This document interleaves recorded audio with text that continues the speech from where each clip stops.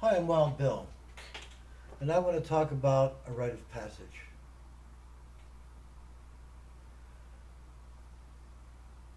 Several years ago, I was called out and driven to a meeting of my dad's core family members, the three kids my dad, his older sister, his younger sister. The younger sister was dying, and she wanted to gather the family before she went so that they could all sit together as sibs and with their children at their knees, so to speak, and share the love for a minute before the end.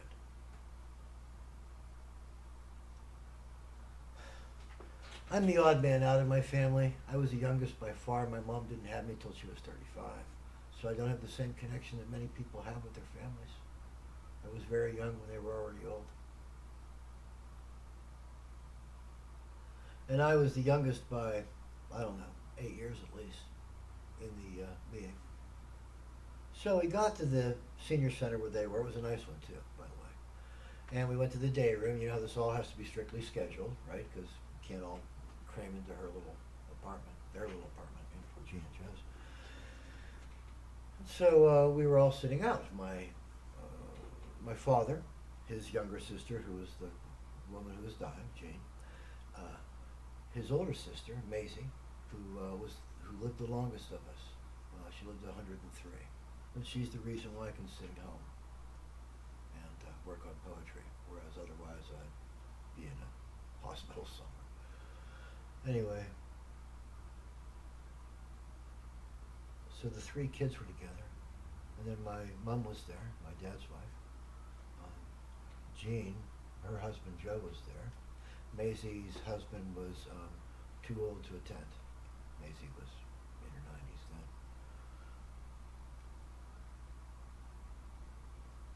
So the three kids got together, and that was a good thing, right? These are life's moments, rites of passage, as I say.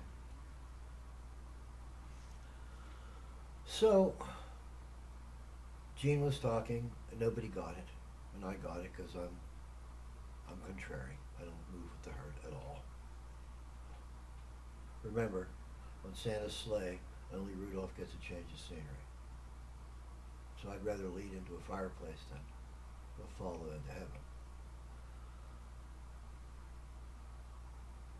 I saw what was happening. Jean was trying to express what had happened to her and to bring us into the circle so that we could continue to love her and that she would continue to be part of that circle of love in this last time she would have to be with her core family members, the people she loved most, her sister and her brother. They were a tight family. They grew up through the Depression together. And they stayed in touch. Jean was trying to tell us about this friend she had met while she was going through radical therapy because she had ovarian cancer. And men may not realize this in the audience, but the women will know. They cut a huge chunk of it out. They cut a huge chunk of you out. You have to say, am I still a woman? Because they've cut everything that makes me a woman biologically out. Of course, the truth is, yes, you are, because you're who you perceive yourself to be. If you were a brain floating in a tank, you would still be who you perceive yourself to be. It's okay. One of my girlfriends was a cancer survivor, so she had no nipples. I didn't mind. I was glad she was alive. Anyway,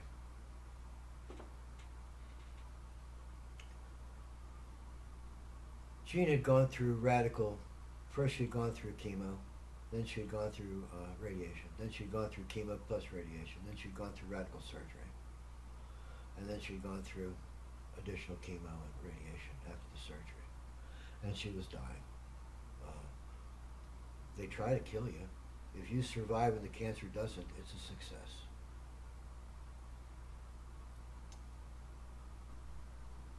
So she wanted to tell us about these last stages of her life that she had gone through this terrible trauma.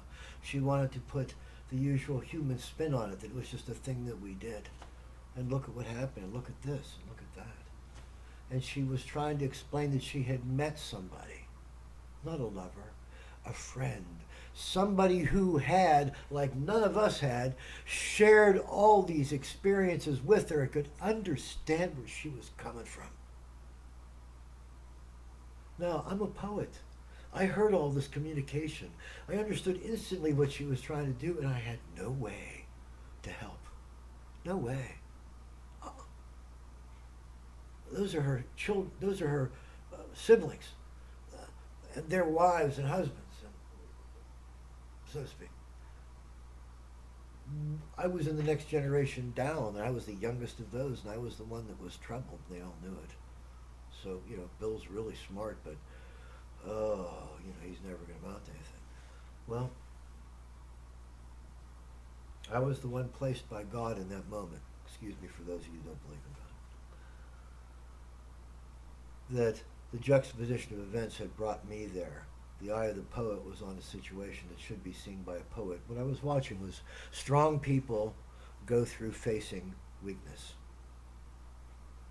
And it wasn't pretty. And they were all beautiful people. Wait, I know them personally. They're all beautiful people. But this was too much for them. So my aunt was trying to talk about her friend, and they didn't get it. And I wanted to cry.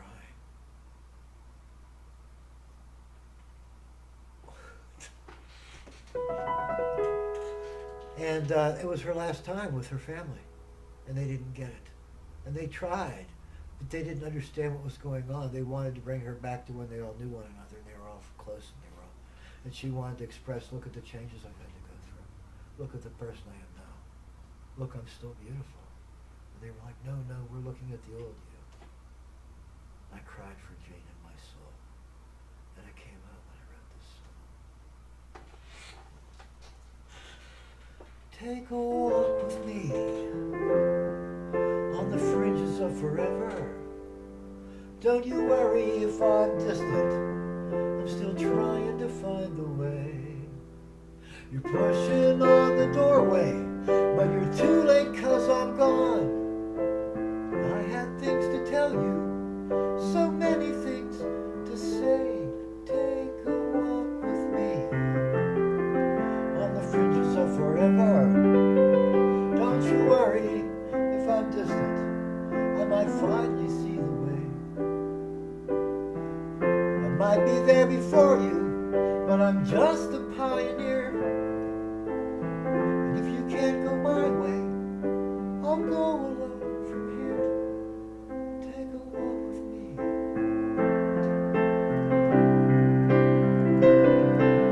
All those years of living crazy, well, what use are they now? When every step seemed accidental, and I sure didn't know how.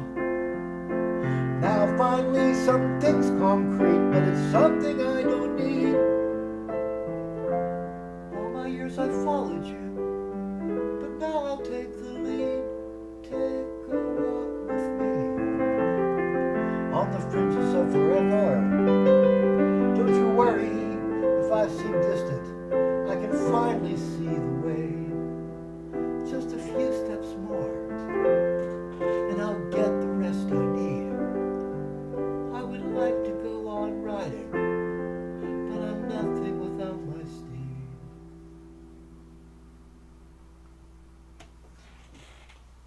I wouldn't wish being a poet on anybody.